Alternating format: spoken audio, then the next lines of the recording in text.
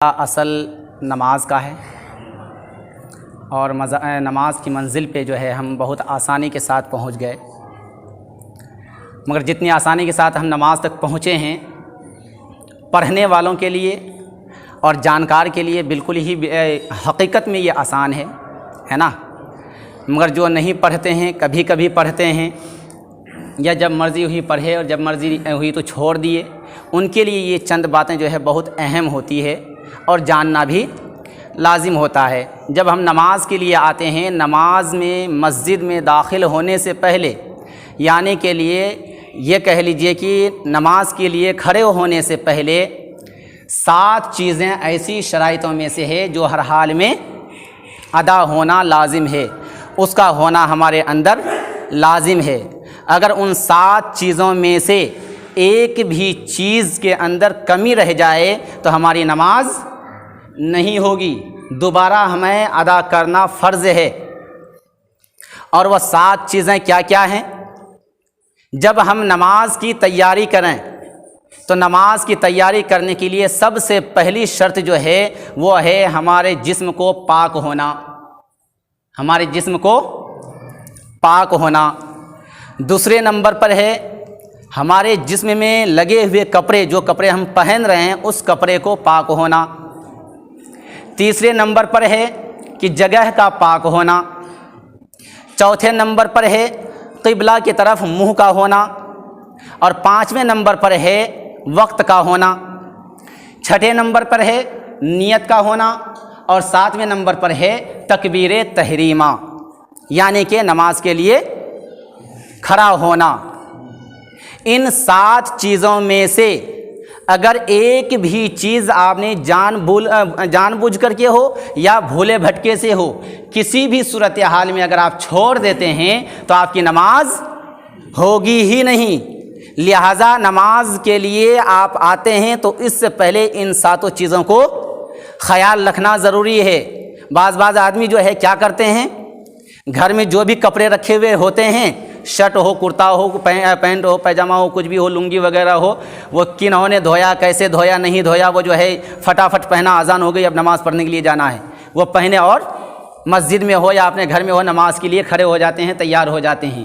لہٰذا جسم کے بارے میں تو آپ خود دھیان رکھتے ہی ہیں، مگر اس کے ساتھ ساتھ آپ کو کپڑے کے بارے میں خصوصی دھیان رکھنا ضروری ہے، کیونکہ یہ بہت اہم ہے۔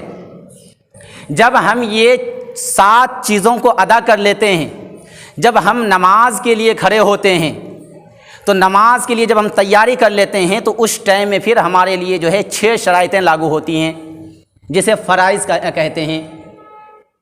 کتنی شرائطیں لاگو ہوتے ہیں؟ 6 فرائض۔ یہ 6 فرائض جو ہے، ان 6 فرائضوں میں سے اگر ایک بھی شرط چھوٹ جائے، ایک بھی فرض چھوٹ جائے تو نماز ہوگی ہی نہیں، جو کہ نماز کے اندر ہے۔ اس میں سے سب سے پہلے کیا ہے؟ قیام کرنا۔ تکبیر تحریمہ کسے کہتے ہیں؟ یعنی کہ نماز کے لیے تیار ہو جانا، کھڑے ہو جانا۔ اور قیام کون سا آ گیا؟ یعنی کہ حالت نماز میں جب ہم نیت کرتے ہیں تو اس ٹائم میں جو ہے کیا کہتا ہے کہ کھڑا ہونا۔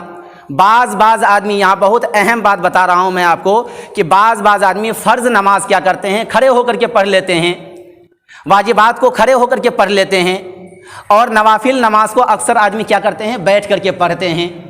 اب آپ مجھے یہ بتائیے، کیا فرض کے اندر جو ہے قیام نہیں ہے کیا وہ فرض نہیں ہے کیا؟ ہے نا؟ تو پھر ہم بیٹھ کر کے کیوں پڑھتے ہیں؟ لہٰذا ان باتوں پہ خیال رکھنا چاہیے۔ اگر ہمارے اندر کوئی پریشانی ہے، کوئی مصیبت ہے، کوئی تکلیف ہے تو بھلے جس طرح سے آپ کو آسانی ہو ویسے پڑھیے، مگر اگر جو ہے کوئی پریشانی نہیں، کوئی تکلیف نہیں ہے تو کوشش ہمیشہ یہ کیجئے کہ نوافل کو بھی کھڑے ہو کر کے ہی ادا کیجئے۔ اگر آپ کھڑے ہو کر کے پوری نوافل کو نہیں پڑھ سکتے ہیں، کم سے کم 1 رکعت تو پڑھ سکتے ہیں کھڑے ہو کر کے، پہلی رکعت۔ اگر یہ بھی نہیں کر سکتے ہیں آپ تو کھڑے ہو کر کے نیت کر لیجئے، آپ ثنا شریف پڑھ لیجئے، اور پڑھنے کے بعد پھر بیٹھ جائیے۔ اس کے بعد جو ہے آپ جو ہے سورہ الحمد شریف پڑھنی ہے، سورتیں پڑھنی ہے، وہ آرام سے بیٹھ کر کے پڑھ کر کے اپنی نماز کو پوری کیجئے، کیا تکلیف ہے نا؟ ان باتوں پہ خیال رکھنا ضروری ہے۔ تو فرائض نماز میں سے سب سے پہلی فرض کیا ہے؟ قیام کرنا یعنی کہ کھڑا ہونا. جب ہم نیت کریں گے تو کھڑے ہو کر کے کریں گے, ہے نا. دوسرے نمبر پر آتا ہے قرات کرنا, یعنی کہ الحمد شریف پڑھنا اور اس کے ساتھ جو ہے کوئی بھی سورت کو ملا دینا. پہلی رکعت میں بڑی سورت اور دوسری رکعت میں اس سے چھوٹی سورت.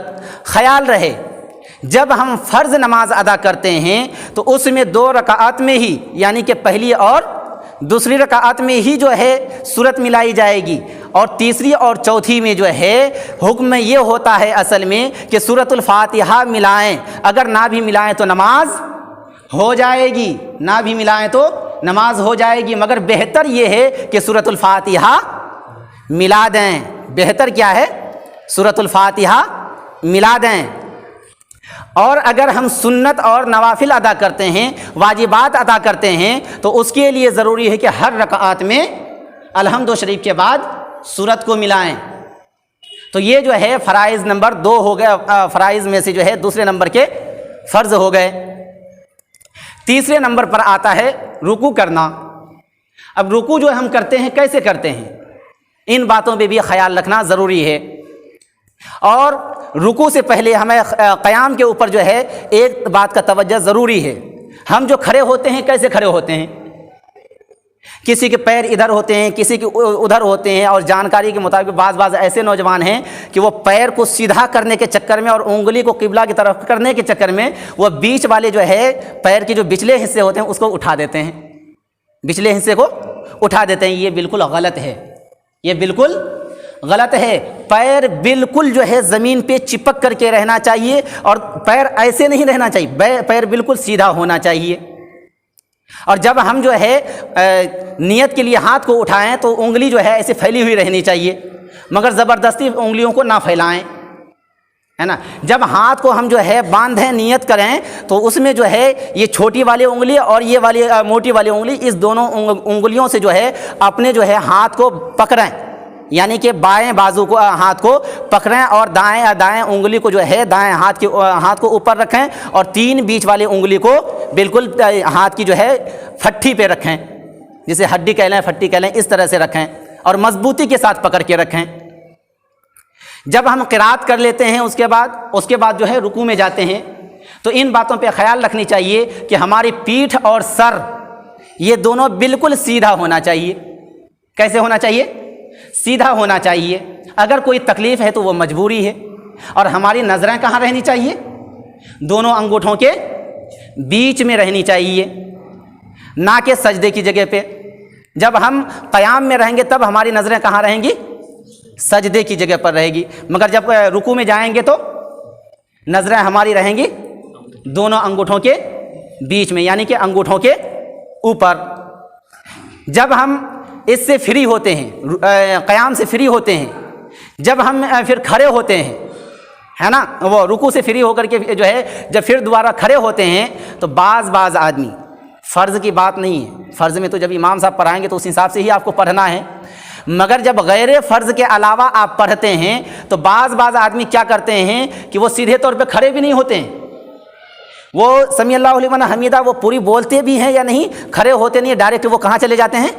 سجدے میں چلے جاتے ہیں. یہ نماز آپ کی نہیں ہوگی, یہ نماز یہ نہیں ہوگی. جو قانون شریعت قانون اسلام ہے اسے ہر حال میں آپ کو فالو کرنا لازم ہوگا. آپ سوچیں گے کہ نماز کے لیے آ گیا, آدمیوں نے دیکھ لیا, ہم نے نماز پڑھ لی, قبول کرنا نہ کرنا اللہ کے اختیار میں ہے. یہ آپ کی نادانی ہے, یہ آپ کی بھول ہے. اللہ تبارک و تعالیٰ تو قبول فرمائے گا یا نہیں فرمائے گا وہ تو بعد کی بات ہے, پہلے ہمارا طریقہ تو صحیح ہونا چاہیے نا.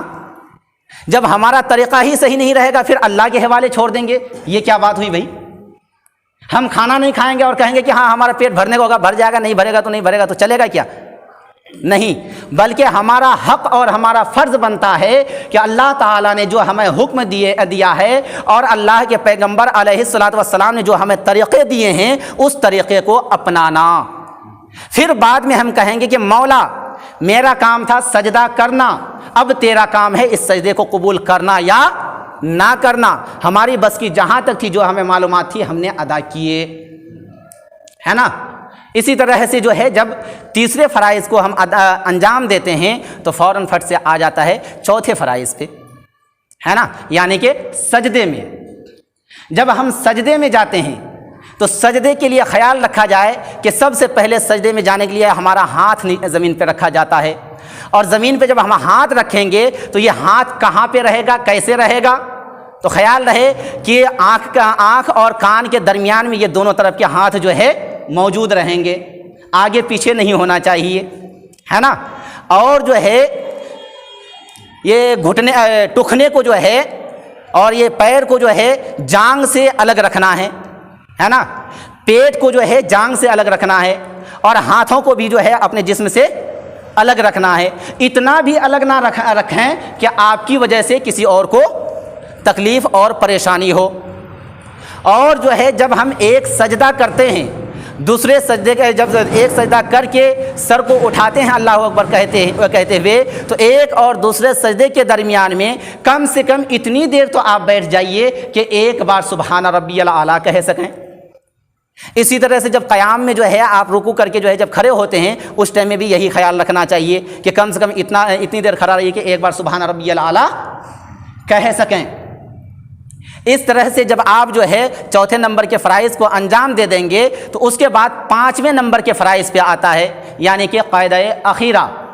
جیسے 4 رکعت کی نماز ہم نے پڑھی، بیچ میں جو دوسری رکعت میں بیٹھے آپ، یہ جو ہے واجب ہے، اور جو آخر میں بیٹھتے ہیں وہ قاعدہ کون سا ہے؟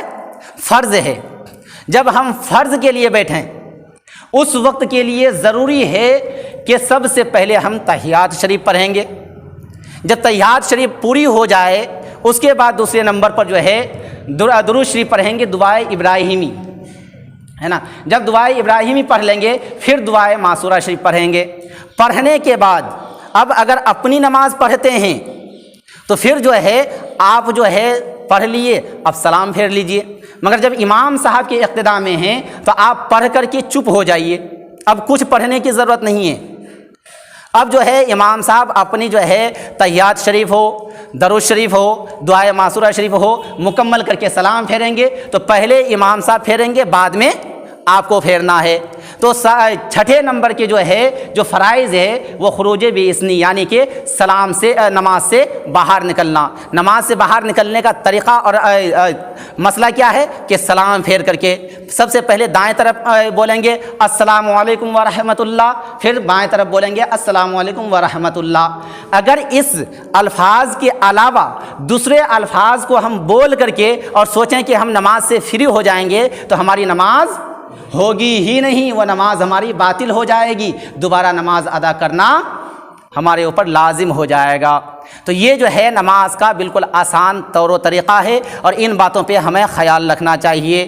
اس کے علاوہ یہ نماز میں جب قاعدے کی بات آئی، بہت ایسے بچے ہیں، بزرگ ہیں، نوجوان ہیں جو بیٹھتے ہیں جب قاعدے میں تو وہ کیا کرتے ہیں، یا تو دونوں پیر کو بچھا دیتے ہیں یا نہیں تو دونوں پیر کو جو ہے کھڑے کر دیتے ہیں۔ یہ طریقہ بالکل غلط ہے۔ اگر آپ کے اوپر کوئی مجبوری ہے پیروں میں پھر تو وہ مجبوری ہے، کوئی دقت نہیں، مگر جب مجبوری نہیں ہے تو آپ دائیں پیر کے انگلیوں کو جو ہے کھڑا کر کے رکھیں، ہے نا، اور جو ہے کوشش کیجیے کہ 5 انگلیاں آپ کی زمین سے ٹچ ہو جائے۔ اگر 5 انگلیاں نہیں ہو سکتی ہے کم سے کم 3 کو کر لیں۔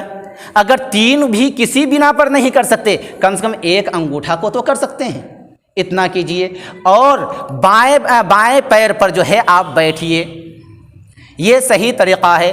جب آپ حالت سجدہ میں رہتے ہیں تو ہاتھ کے 10 انگلیاں زمین پر چپکنا لازم ہے، اور پیر کے کم سے کم دونوں پیر کے ایک انگوٹھا کو پیر زمین پہ لگنا فرض ہے، اور 3 انگلیاں یعنی کہ ایک انگوٹھا اور 2 انگلیاں یعنی کہ 3 انگلیوں کو جو ہے زمین پہ ٹچ ہونا واجب ہے، اس کو ہونا لازم ہے۔ اور 5 انگلیاں اگر چپکا دیں زمین پہ ماشاءاللہ یہ کیا ہے، سنت ہے۔ تو لہٰذا آپ کوشش کیجئے کہ 5 انگلیاں آپ کے پیر کی جو ہے زمین میں جو ہے چپکے، اگر حالت سجدہ میں، ہے نا۔ اور اگر 5 نہیں ہو سکتا ہے تو کم سے کم 3 کیجئے۔ اگر کسی بنا پہ 3 نہیں کر سکتے ہیں کم سے کم 1 تو کیجئے۔ مگر آپ کیا کرتے ہیں، آپ میں سے کچھ ایسے ہیں وہ جو ہے یا تو دونوں پیر کو کھڑے کر کے بیٹھتے ہیں یا دونوں پیر کو گرا دیتے ہیں، لہٰذا یہ طریقہ غلط ہے۔ ان باتوں پہ ہمیں خاص طور پہ خیال رکھنا ضروری ہے۔ اور کسی کو کوئی سوال؟ سب سے پہلے ناک ٹکے گی یا پیشانی؟ ہاں، سب سے پہلے ناک ٹکے گی، اس کے بعد پیشانی۔ جب اٹھائیں گے تو پہلے پیشانی پھر بعد میں ناک اٹھائیں گے۔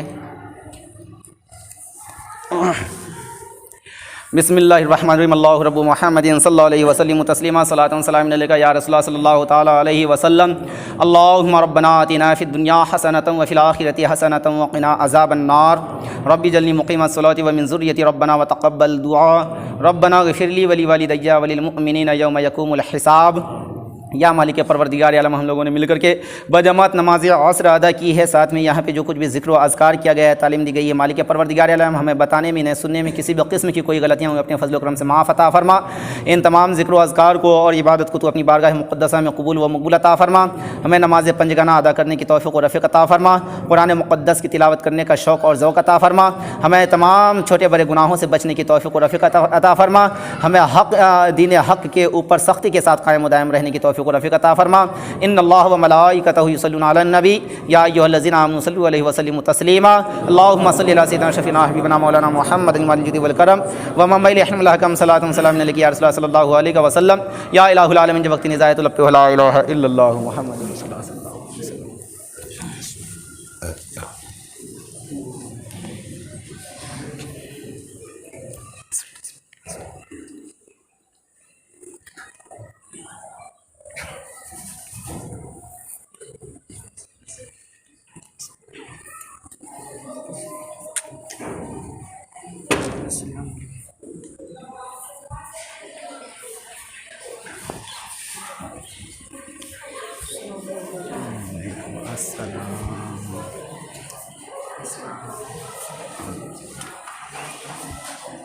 اور